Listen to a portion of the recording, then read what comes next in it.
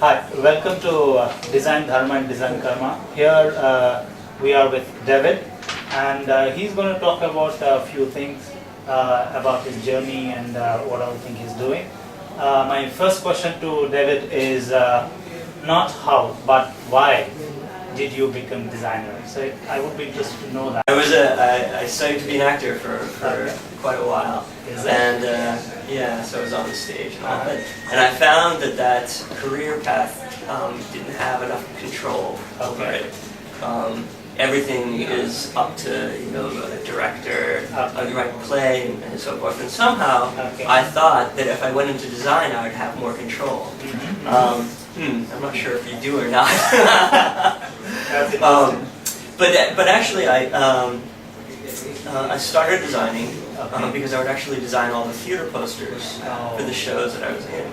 So one of the things that really attracted me to design was the idea of interpreting art and somebody else's ideas, somebody else's inspiration. Because that's often what happens when you're interpreting through a poster somebody else's inspiration.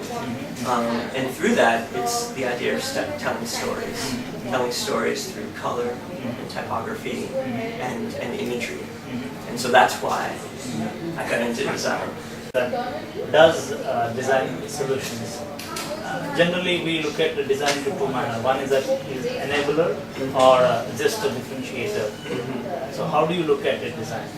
Do you think that in design do both?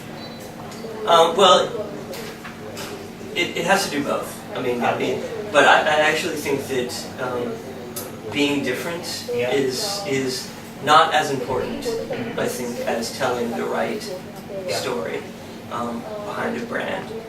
Uniqueness is one thing, but I do think that design should really kind of bring to life the true essence of the brand. So I think that it's more important, I think, to enable the right stories. That's a bit I think across, you also must have gone through, understood it. There's a tussle between ad agencies and design studios.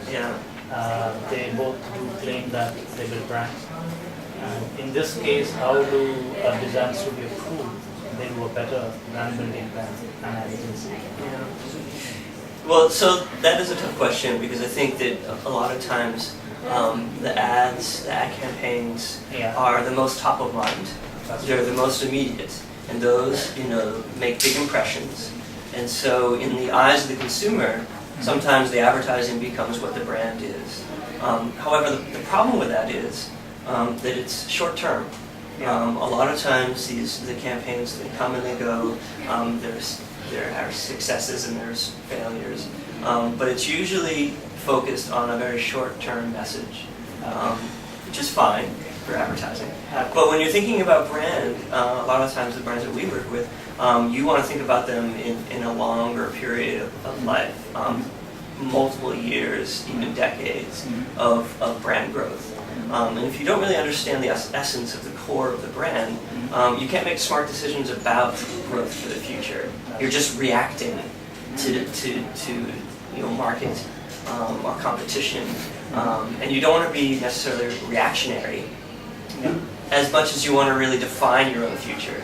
And so I think that design agencies and branding agencies have the ability to think really deeply at the core of what a brand stands for, and be able to sort of set the foundation and some inspiration for making smart decisions as the brand grows. Whether it wants to expand into different categories, different products, for instance. You'll have a guidepost of what the brand stands for. So any advice you want to give to the upcoming designers, new generation designers, what would be your advice for them? I would say exercise your writing capabilities. As a designer grows, they're very focused on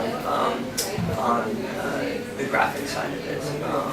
But it's the ideas, it's the thinking behind those, the graphic interpretation of the color of it, whatever it may be.